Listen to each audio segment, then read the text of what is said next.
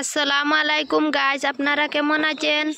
আজকে শবে বরাতের নামাজ, সবাইকে জানাই শবে বরাত মুবারক। আমরা ব্রয়লার মুরগি রান্না করে খাবো শবে বরাতের নামাজ উপলক্ষে। আপনারা পুরো ভিডিওটা দেখবেন। প্রথমে মাংসগুলা কেটে নিয়ে তারপর রান্না বসাবো। গাইস, প্রথমে ভাবছিলাম মুরগির মাংস বুনা করে খাবো, এখন ভাবছি শিম দিয়ে রান্না করে খাবো।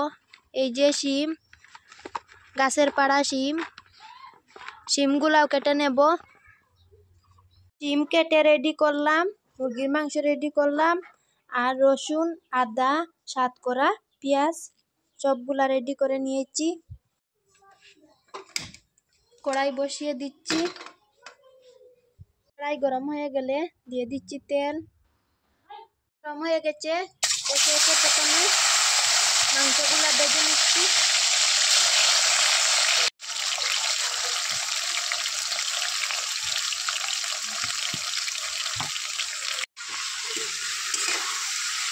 মাংস ভেজে তুলে নেব। তুলে নিয়ে একটু তেলে রান্না করব। মাংস নামিয়ে নিয়েছি, আদা রসুন দিয়ে দিলাম পেঁয়াজ কুচি,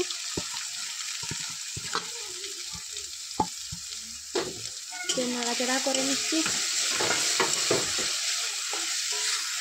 দিয়ে দিচ্ছি স্বাদ মতো লবণ, মরিচের গুঁড়া, সব মশলা দিয়ে দিলাম। মশলা কষিয়ে নেব নাড়াচাড়া করে। অনেকক্ষণ নাড়াচাড়া করে এবার দিয়ে দেব মাংসগুলা।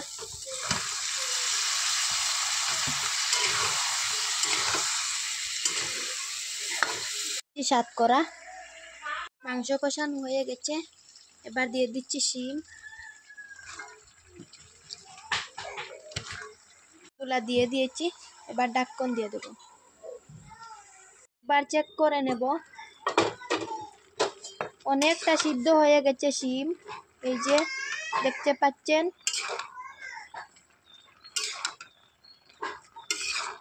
মাংস দিয়ে, যে কোনো মাংস দিয়ে শিম রান্না করলে আমার খুব ভালো লাগে।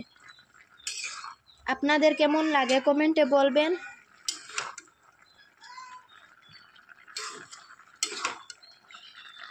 আবারও ঢাকন দিয়ে দেব একটু নাড়াচাড়া করে।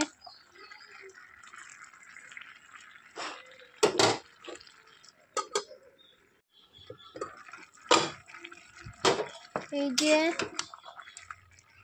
আমার রান্না হয়ে গেল। একটু সাদা সাদা হলো, কারণটা হচ্ছে আমি বেশি জাল খাই না, একটু একটু খাই, এই জন্য।